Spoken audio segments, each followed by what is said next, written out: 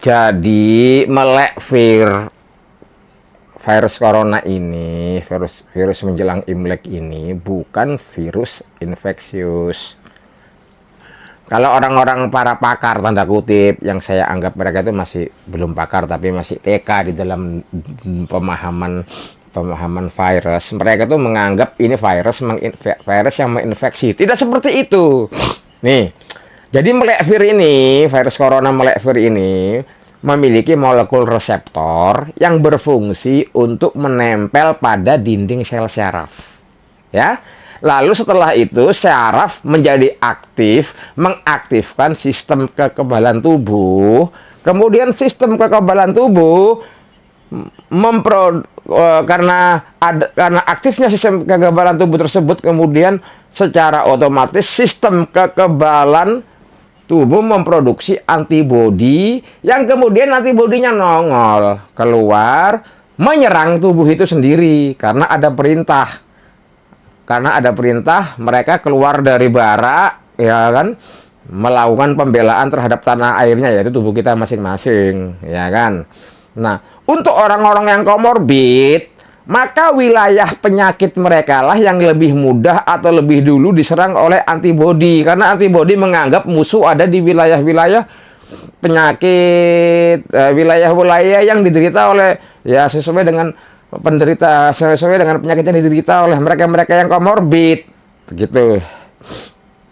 Nah, akibat daripada serangan antibodi ini, lalulah muncul kasus-kasus infeksius. Jadi yang menginfeksi sel, yang menginfeksi bukan virusnya, tetapi antibodinya dirangsang virus untuk kemudian menginfeksi tubuh. Itu. Jadi ini virus sistemik, bukan virus infeksius. Nah, kejadian tersebut senantiasa berkelanjutan hingga kemudian menimbulkan kerusakan pada seluruh bagian tubuh. Ini memang kondisi mirip dengan autoimun. Karena memang virus ini membuat imun menjadi autoaktif atau without control. Nah, virus ini direkayasa dari berbagai bakteri dan virus-virus seperti asal daripada virus ini, molekvir ini adalah HIV, autoimun, kemudian flu, kemudian DBD. Nah, digunakannya partikel dari HIV, AIDS, dan autoimun tujuannya agar virus nanti menjadi imunopatogenesis alias kebal terhadap serangan antibodi atau obat medis apapun namanya, apapun jenisnya, insya Allah medis kafir. Ya. Digunakan partikel virus flu agar virus menjadi lebih mudah untuk menyesuaikan diri dan menular serta menyebar. Digunakan partikel DBD agar virus dapat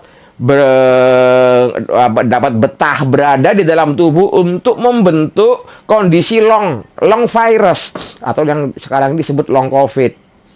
Ya. Jadi intinya ini bukan virus infeksius saja, namun ini adalah virus sistemik yang kemudian menyebabkan infeksi karena sistem antibodi berubah menjadi lawan bagi tubuh.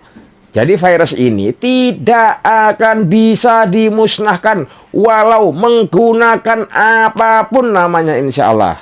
Ya kan? Dia hanya bisa menjadi tidak berbahaya, ya kan, bila sistem molekular reseptor pada permukaan virus dinonaktifkan. Namun sulit untuk melakukan hal itu karena perlu riset ratusan tahun lagi untuk dapat melakukannya, menjinakkan virus untuk kemudian bisa menonaktifkan molekular reseptornya, ya kan. Nah, hal yang paling mudah dilakukan solusinya adalah molekul reseptor harus dihadang oleh molekul lain sehingga komunikasi virus dengan jaringan tubuh menjadi terputus. Biasanya molekul reseptor itu berfungsi untuk menempel pada dinding sel, ya kan. Pada virus corona ini katanya bentuknya seperti paku, terserah mau bentuk paku, bentuk linggis, bentuk ban becak, nggak ada urusan, ya kan. Yang penting molekul reseptor itu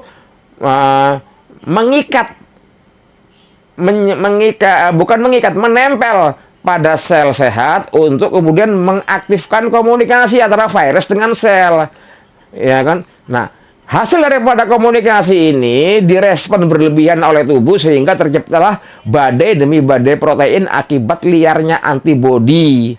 Jadi alarmnya berbunyi wow, wow, wow, wow. Jadi seluruh antibodi yang ada di dalam tubuh aktif, dan inilah yang membuat virus ini mampu merusak seluruh tubuh tanpa terkecuali.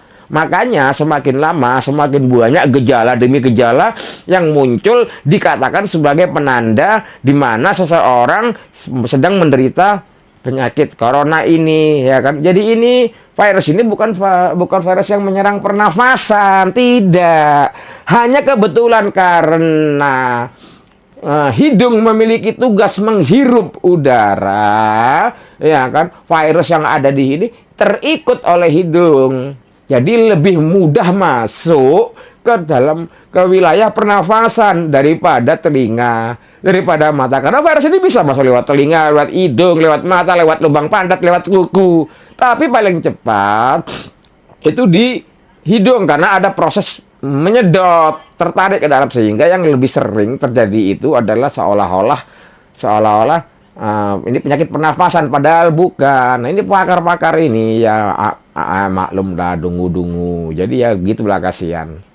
Ya udah, lanjut saja sampai hancur, sampai musnah semuanya. Tara, thank you.